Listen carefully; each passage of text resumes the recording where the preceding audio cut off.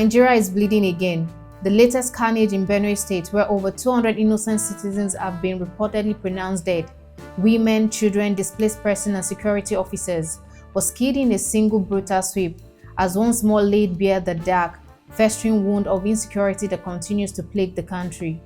What should have been a time of national rebuilding has instead become a season of mass graves, orphaned children, and displaced dreams. This is Viewpoint, and I'm your host, Olaiton Babatunde. We'll be right back.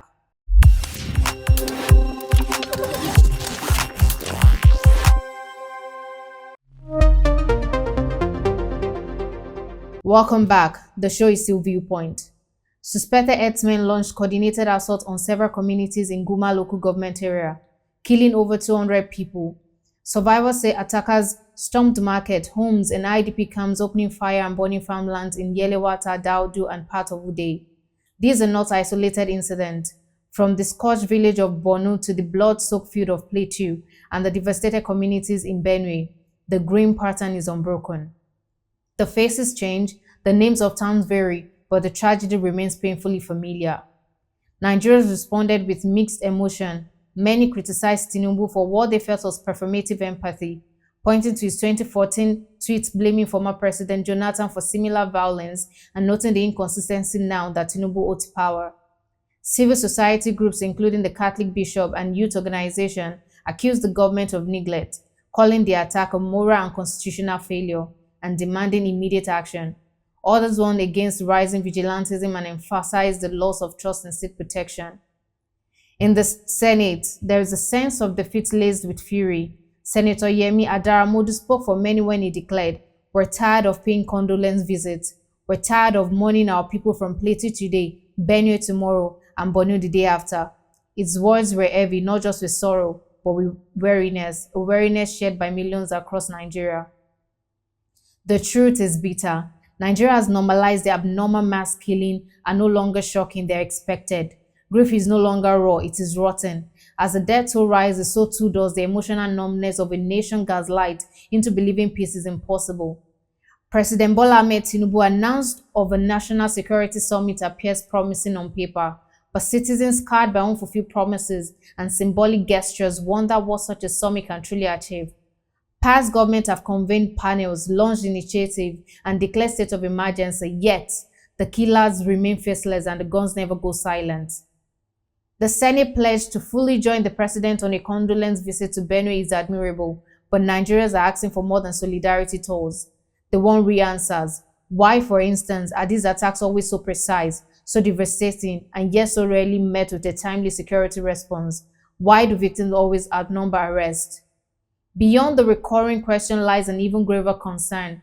As the Nigerian state lost its monopoly on violence, when non-state actors kill at will, touch villages, and retreat unchallenged, the very idea of a state is called into question. It is not just about law and order anymore, it's about national legitimacy. The effect of this violence extends far beyond the victim. Schools shut down, farmers abandon fields, markets close early, investors grow wary. The trauma ripples outward, destabilizing education, food supply, healthcare delivery, and economic stability. The Nigerian dream is being buried in unmarked graves across the countryside. Children born in IDP camps grow up without the normalcy of play, school, or security. In some communities, the entire generation know nothing but fear and flight. This is a crisis not only of safety but of the nation's future. Citizens, particularly youth, are vocalizing their outrage in ways both old and new.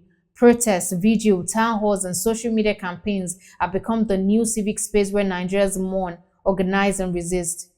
The rise in digital advocacy has put pressure on both lawmakers and the presidency. Where once the state could contain outrage within the physical space, today's Nigeria is global, connected, and unrelenting. Every victim's name can become a headline. Every photo can go viral. Every massacre leaves a digital footprint, a permanent reminder of failure. Yet in this chaos, there lies a dangerous temptation, the rise of vigilantism and communal reprisal. When citizens begin to arm themselves because they no longer trust the state to protect them, the risk of anarchy becomes real. Nigeria is tiptoeing on the edge of a failed security order. This moment demands courage, not just from the military or police, but from governors, legislators, civil society, and most of all, the presidency. President Tinubu has a rare chance to do what others before him have failed to do: reassert the authority of the Nigerian state, rekindle faith in justice, and stop the bleeding. A national summit must not be just another Abuja affair. It must bring in real voices from affected communities. It must go beyond speeches to firm, implementable actions. In 2007 to 2008, Kenya was brought to its knees by election-related violence that left over 1,000 people dead. But the country did not descend into endless war. Through international mediation led by Kofi Annan and a bold power-sharing agreement, Kenya began a healing process. Commissions of inquiry were launched. Electoral reforms were enacted. The government apologized. Justice wasn't perfect, but it was visible. Rwanda genocide in 1994 claimed nearly 1 million lives in just 100 days. Unlike Nigeria, Rwanda confronted its oral end-on. It adopted transitional justice through local Gakaka courts, reformed its institution, and built national identity around never again. Today, Rwanda has one of Africa's most stable governments, not because it forgot, but because it confronted. South Africa's Sharpeville massacre in 1960 led to international condemnation and became a catalyst for the anti-apartheid movement. The government initially responded with repression, but prayer from citizens and the world eventually bettered a new democratic order. Justice came slowly, but truth and reconciliation followed.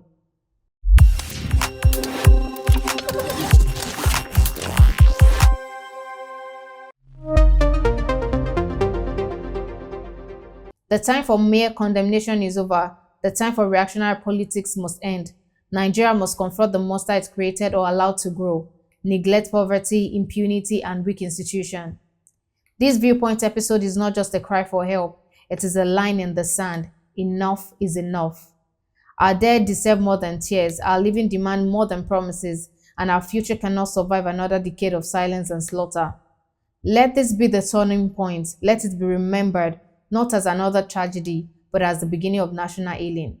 Thank you for staying with us. I'm Olaitan Babatunde, and this has been Viewpoint. Until next time, stay informed and stay involved. Don't forget to like, share, and subscribe for more in-depth political analysis on Veegil Media.